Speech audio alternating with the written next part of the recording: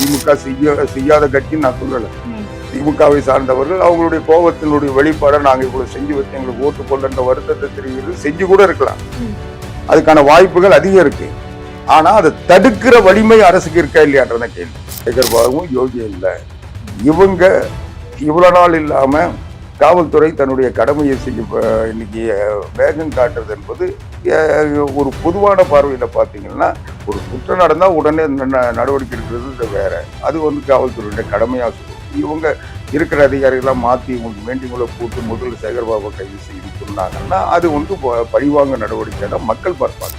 மேயருக்கு அவங்களுக்கு தெரிஞ்ச ஒரு ஆட்சி மாற்றம் வந்திருக்கிறதுனால அவங்க அதிகாரிகள் இவங்களுக்கு கட்டுப்படாமல் இருப்பாங்க. புதிய அதிகாரிகள் நியமிச்சிருக்காங்க. அந்த அதிகாரிகளோட இவங்களுக்கு ஒரு சில இணக்கமான சூழ்நிலை இருந்திருக்காது. அதனால அவங்களுடைய எதிர்ப்பை அவங்க தெரிவிக்கிற வாய்ப்பு இருக்கு. அதனால எது நடந்ததுன்னு நமக்கு தெரியாது. அது காலம்தான் தெரியும். வணக்கம். இன்றைய நேர்காணலில் அதிமுகவின் முக்கிய நிர்வாகி ஆவடி குமார் அவர்கள் இருக்காங்க. தமிழ்நாட்டை தலைகுனிய விடமாட்டேன்னு சொல்லிட்டு இருந்தாங்க. இவங்களுடைய தலையை நிமிருமா இல்ல சாயமா? இல்ல, அவங்க தலை நிமிர்றதா இருந்தா ஏன் ஸ்டாலின் தோக்குறாரு, துரைமுருகன் தோக்குறாரு, கட்சியினுடைய தலைவர் தோத்திருக்காரு, முதலமைச்சர் வேட்பாளர் தோத்திருக்காரு, கட்சியினுடைய பொதுச் செயலாளர் தோற்றிருக்காரு, பல அமைச்சர்கள் தோத்திருக்காங்க. இன்னும் சொல்ல போனா இன்னைக்கு திமுக மிகப்பெரிய தோல்வி செஞ்சிருக்கு. இன்னைக்கு 57 இடம்னா கூட அதுக்கு முன்ன 130 140 இடம் வச்சிருந்தவங்க பாதிக்கு மேல தோத்துருக்காங்க. அதிமுக 66 இடத்துல இன்னைக்கு 47 இடத்துல நாங்க மறுபடியும் வெற்றி பெற்றிருக்கோம். அது மட்டும் இல்லாம இன்னைக்கு எடப்பாடி பழனிசாமியால இன்னைக்கு ஒரு தோல்வி வந்துருச்சுன்னு சொல்லி இவங்க பேசுறாங்க. ஆனா கடந்த 2021 தேர்தலை விட இந்த 26 தேர்தலில் அதிமுக 0.71% வாக்குகள் அதிகமா பெற்றிருக்கு. 1,34,000 வாக்குகள் 1,34,000 வாக்கு 34 லட்சம் வாக்குகள் அதிமுக பெற்றிருக்கு. 1,34,00,000 பேர் அதிமுகவை எடப்பாடி பழனிசாமி ஏத்துக்கிட்டு இன்னைக்கு வாக்களிச்சிருக்காங்கல்ல.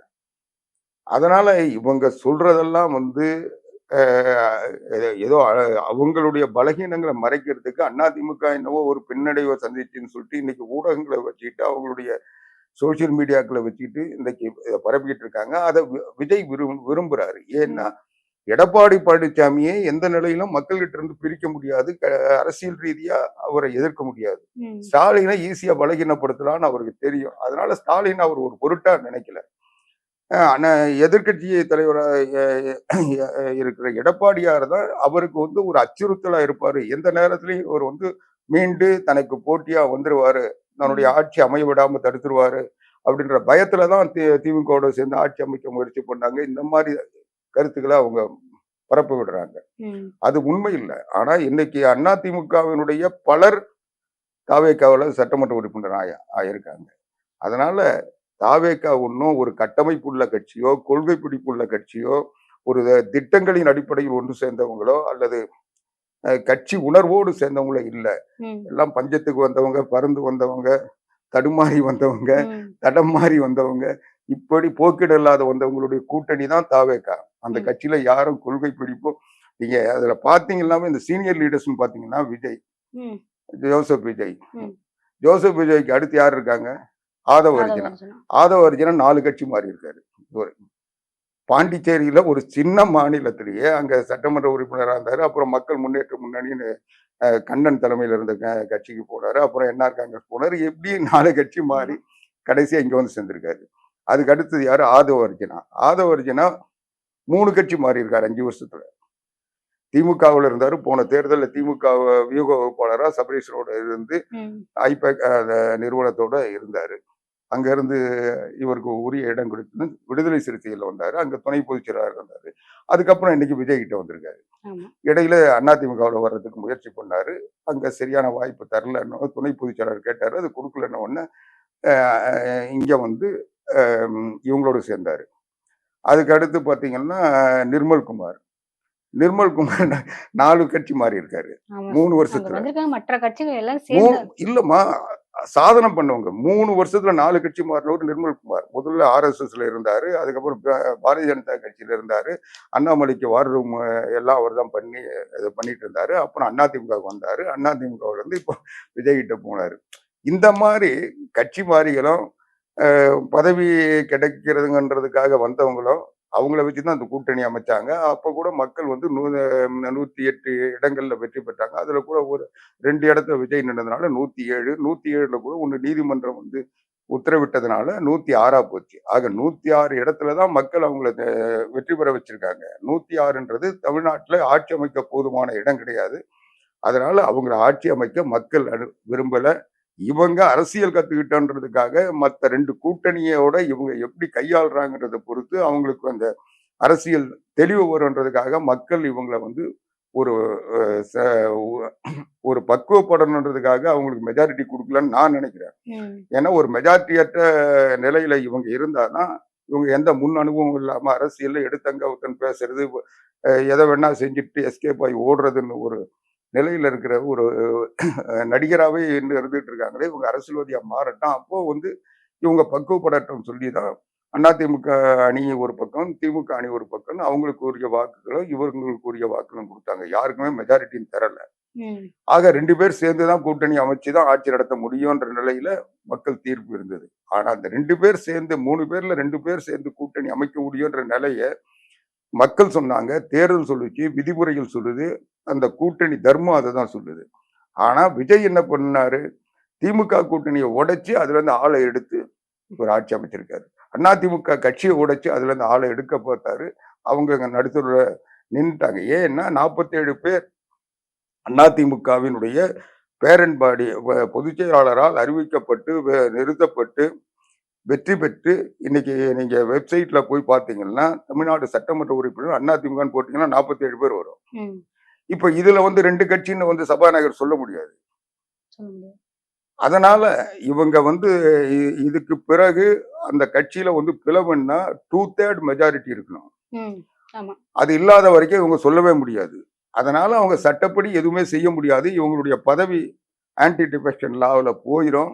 அப்படி போயிடுச்சுன்னா பீப்புள்ஸ் மேண்டேட் ஆக்ட் வந்து இன்னைக்கு என்ன சொல்லுதுன்றது அவங்களுக்கு தெரியும், சபாநாயகருக்கு தெரியும், எல்லாருக்கும் தெரிஞ்சதுனால சபாநாயகர் அதை விரும்பினா கூட சட்டத்துறை செயலாளர் அதை அனுமதிக்கலன்னு எனக்கு கிடைச்ச தகவல். இவங்களுக்கு கேட்ட லீகல் ஒப்பீனியன்லாம் அவங்களுக்கு சாதகமா வராதனால இவங்களை வச்சுட்டு இருந்தா நம்ம ஆட்சி வந்து தொடர முடியாத நிலை, சட்ட ரீதியான ஒரு பாதிப்பு நீதிமன்றத்தால் உருவாக்கப்படும் பயந்துகிட்டு இன்னைக்கு அவங்களை சேர்த்துக்கல. இப்ப ஜூன் 18 வந்து மாநிலங்களவை தேர்தல் நடக்குது. இப்ப திமுகவோ இல்ல அதிமுகவோ எம்பிக்கள் நிறைய இருக்காங்க. இப்போ தாவைக்கல இருந்து ஒரு எம்பிக்கள் ஆகிறதுக்கு வாய்ப்பு இருக்கா?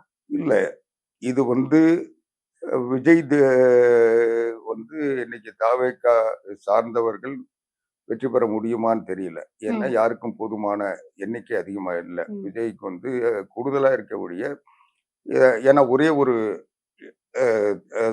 மாநில உறுப்பினருக்கான தேர்தல் இன்னும் 2 ஆண்டுகள் மட்டும்தான் இருக்கு. இதுக்கு காரணம் கூட சி.வி. சண்முகம் அவராக முடிவெடுத்து அவருடைய எம்பி பதவியை ராஜினாமா பண்ணதுதான். அவர் இங்க மந்திரி ஆகணும்னு ஆசையில வேக வேகமா போய் டெல்லியில யாரும் கேட்காம போய் ராஜினாமா பண்ணிட்டு வந்தாரு. இப்போ அதுக்கான இடைத்தேர்தல் நடக்குது. இப்ப இந்த இடைத்தேர்தல்னா இன்னைக்கு இருக்கிற தமிழ்நாடு சட்டமன்றத்தில் இருக்கின்ற வாக்காளர்கள் 232 பேரு. ஒருத்தர் வந்து ஓட்டளிக்க முடியாது, ஒருத்தர் வந்து காலி இடம். இந்த 232ல 116க்கு மேற்பட்ட 117 வாக்கு வாங்கினாதான் வெற்றி பெற முடியும்.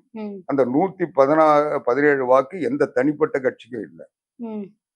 அதனால இது யார் முயற்சி பண்ணி அந்த இடத்துக்கு வராங்கன்றது தேர்தல் நடந்தால் யாரை ஆதரிக்கிறாங்கன்றதுதான் ஒரு சர்ச்சைக்குரிய, எப்படி நம்பிக்கை வாக்கெடுப்பு ஒரு விவாத பொருளா இருக்குதோ அது போல இதுவும் ஒரு சர்ச்சைக்குரிய விவாதமாக தான் இருக்கும்.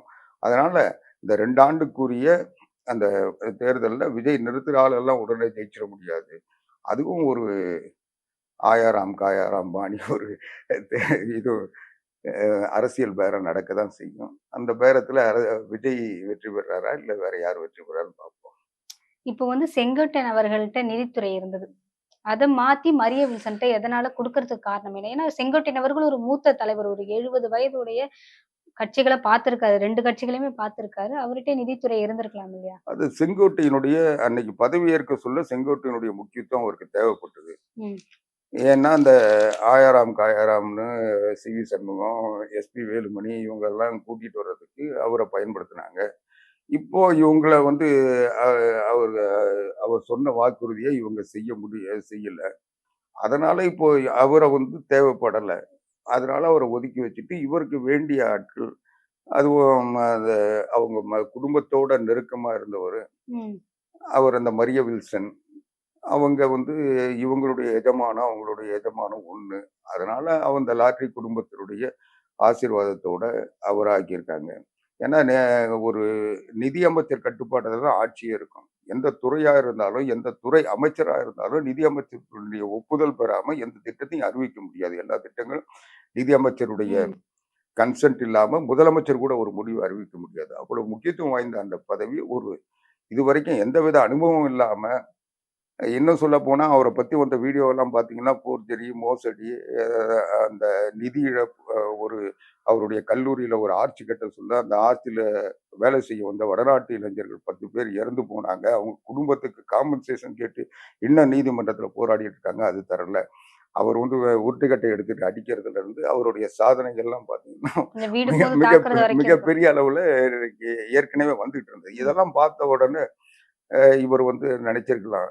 இவர விட்டா எல்லாரும் அடிச்சு கிடிச்சியாவது தமிழ்நாட்டுல நெறைய நிதிய திரட்டிடுவாருன்னு அவர போட்டிருப்பாங்க. இவர் செங்கோட்டையும் இவர் வந்து இவர விட்டா வந்து கட்சிய வந்து இவர் கைப்பற்றுவாரு. இவர் ஒரு குரூப் சேர்த்து அதிமுக ல இருந்து ஆட்கள கூப்பிட்டு வந்து, இவர் ஒரு பெரிய ஆளுன்னு காட்ட பார்க்கிறாருன்ட்டு இவரு புஷி ஆனந்துக்கு ஒரு சந்தேகம் வந்திருக்கும். அவரு போய் சொல்லியிருப்பாரு. இவர் வந்து தனியா இவங்க வந்து ஆதவ அர்ஜுனா கூட சேர்ந்துக்கிட்டு இந்த சூதாட்ட கும்பல் ஒரு ம். செட்டப் பண்றாங்க. அது நாளைக்கு வந்து நம்மளுக்கு பாதிப்பா வந்தாலும் வந்துரும்னு சொல்லியிருப்பாரு. அதனால 10 நாள்ல அவர பதவி பறிச்சு மாத்திட்டாங்க. இப்ப சென்னை மேயர் பிரியா அவர்கள் வந்து தாவேகா அரசு வந்ததிலிருந்து வேலைக்கு சரியா வர்றதில்ல. என்ன ஒரு மாநகராட்சி கூட்டம் நடந்தாலும், அதுல வந்து கலந்துக்கிறது இல்ல அப்படின்னு சொல்லி ஒரு புகார் வருது. எந்த ஆட்சி வந்தாலும் மேயரோட வேலைய அங்க இருக்கிற சொசைட்டிய பார்க்கணும். அங்க என்ன வேலைப்பாடு நடக்குதா அப்படிங்கிறத பார்க்கணும். அவங்க ஏன் வந்து வேலைக்கு சரியா வர்றதில்ல? இல்ல அவங்க ஏன் வர்றதில்லன்னு தெரியல. அவங்க உடல்நல குறைவு இருக்கலாம். அவங்க ஒரு தனி நபருடைய சுதந்திரத்துல நம்ம தலையிட ம். முடியாது. அவங்க மேயரா இருக்கன்றதுனாலயே அவங்களுடைய தனிப்பட்ட வாழ்க்கைய நம்ம பேச முடியாது, விமர்சிக்க முடியாது. 2வது அவங்களுடைய கடமைகள் அவங்க நிச்சயமா செய்ய தான் செய்வாங்க. அவங்க வரலனா கூட, அவங்க தலைமையில தான் கவுன்சிலர் கூட்டம் நடக்கும். ம். அது மாதந்தோறும் அந்த மாதாந்திர கூட்டம் நடந்தா தான் அ நடைமுறை செய செயல்கள் மாநகராட்சியினுடைய நிர்வாகம் அத ஒட்டி தான் நடக்கும். இவங்க ஆட்சிக்கு வந்ததுனால மாநகராட்சியில நேரடியா விஜய் போய் உட்கார்ந்து ஆட்சி நடத்த முடியாது. மாநகராட்சிக்குன்னு தனி அதிகாரம் இருக்கு. அவங்களுடைய அதிகார எல்லைன்றதுல யாரும் குறுக்கிட முடியாது, தடுக்க முடியாது. மாநகராட்சியில தீர்மானம் போட்டு தான் சென்னை மாநகரத்தினுடைய அடிப்படை தேவைகள் நிறைவேற்றப்படும். அவங்களுடைய பணியாளர்கள் தான் அத செய்வாங்க. அதுக்கு மேயர் தலைமையில தீர்மானம் போட்டு தான் செய்வாங்க. அதை எல்லாமே அ அரசியல் சட்டங்கள் அதுக்குரிய வழிவகைகளை தந்திருக்கு. அதனால யாரும் யாரையும் பழி வாங்கவும் முடியாது, அடக்கவும் முடியாது. அதனால அவங்க மேயருக்கு அவங்களுக்கு தெரிஞ்ச ஒரு ஆட்சி மாற்றம் வந்திருக்கிறதுனால, அவங்க அதிகாரிகள் வந்து இவங்களுக்கு கட்டுப்படாம இருப்பாங்க. புதிய அதிகாரிகள் நியமிச்சிருக்காங்க. அந்த அதிகாரிகளோட இவங்களுக்கு ஒரு சரி இணக்கமான சூழ்நிலை இருந்திருக்காது. அதனால அவங்களுடைய எதிர்ப்ப அவங்க தெரிவிக்கிற வாய்ப்பும் இருக்கு. அதனால எது நடந்ததுன்னு நமக்கு தெரியாது. அது வந்து காலம் தான் பதில் சொல்லும். நேரம் ஒதுக்கி நெறைய விஷயங்கள் ஷேர் பண்ணிக்கிட்டீங்க. ரொம்ப நன்றி சார்.